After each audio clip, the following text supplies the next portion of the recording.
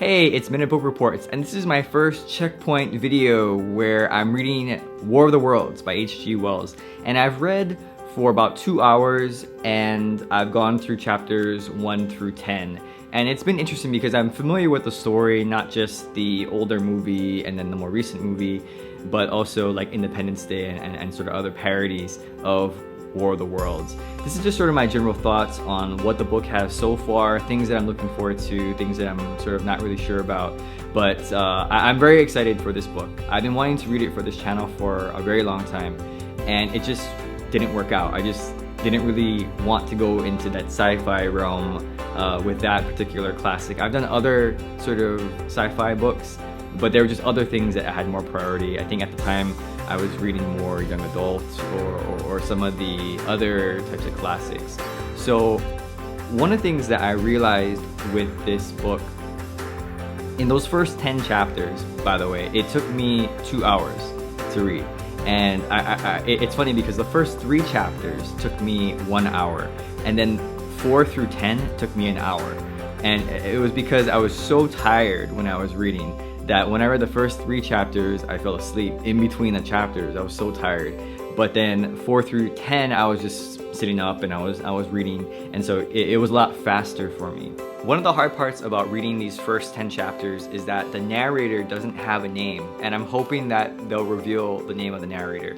We know that the narrator is married, has an interest in looking at the sky, so astronomy, but we don't know his name, and that's so important with characters. Some of his friends or colleagues had names, but they all died.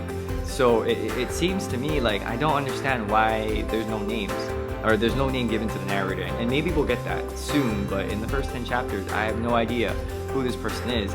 It's written in the style of sort of a first-person reflection on what was going to happen. So I assume if that's what is going to happen, then as the reader, I'm assuming this person survives this attack, right? Because there's no way the person could really tell the story if they died from the alien attack, unless they switch perspective of the narrator. But from my understanding, it's probably not going to change. So I'm assuming the author will be, or the narrator will be okay, but it would be nice if the person had a name.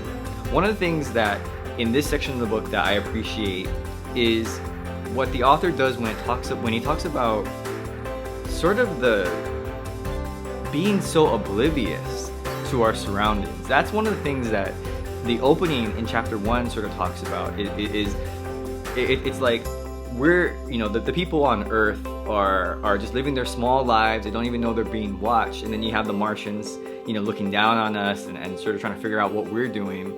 And as they sort of prepare to enter our planet and to try and take over. And this is further emphasized later in the story when they've actually been attacked. But it seems like no one outside of the town of, I think it's called Walking. It's like the narrator says it feels like with outside of a 5-mile radius, nobody knew what was going on, and yet you had this machine, this alien machine, destroying buildings and trees and killing people, and yet no one seemed to care.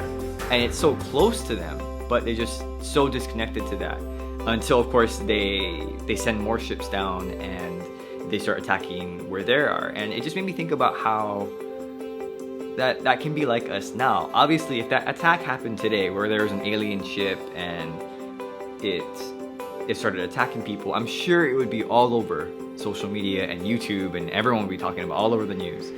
But it's strange how we can still have those things that happen within maybe not even a 5-mile radius, but maybe within our planet, now that it's so connected through the internet, that there are so many things current event wise that are happening that we don't even know about. And so in looking at those characters in the story that were just oblivious to what was happening, the aliens were right there and they just didn't care, it made me think about how that relates to me and the things that I tend to not care about, the things that I don't even realize are happening in the world.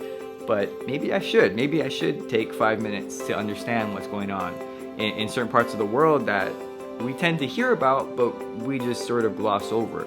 and don't really put the time to understand what's going on. It also got me thinking about what I would do if I was in a situation where I saw aliens land the ship and they were starting to attack. What would I do? Where would I go? Who would I tell?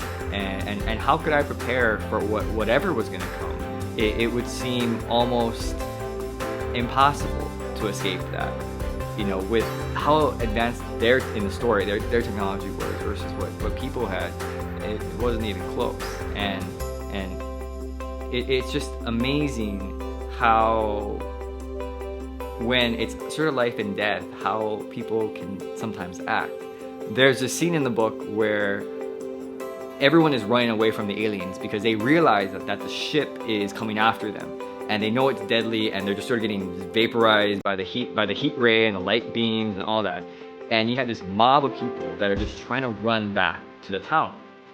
And it's kind of sad because as many people as the aliens had killed in that time, because they killed, I think, about 40 or 50 people, there were 3 people who died as people were running away from them. They got trampled, and I think it was 2 women and a little boy.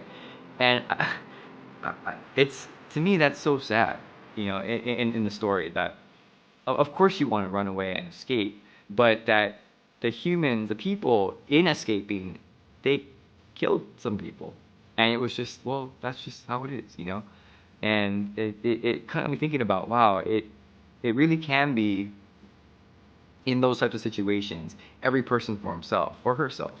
And it's kind of scary to think about that. You know, that there's this us versus them idea with the humans and versus the Martian. But at the same time, we still have that doesn't cure our like a sense of self-preservation, where we just want to make sure that we're okay, and it doesn't really matter what happens to others. You know, that was to me one of the saddest deaths.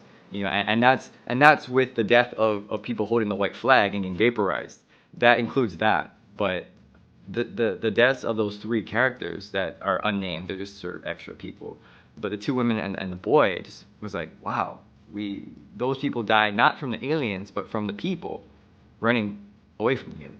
So those are my thoughts. After 2 hours of reading, I'm hopefully gonna finish the rest of the book soon. It's not really that long, so I think I'll be able to finish it in maybe a couple days. But those are my thoughts on the first 10 chapters of War of the Worlds by H.G. Wells. So hope you enjoyed that, and I'll see you next time. Bye.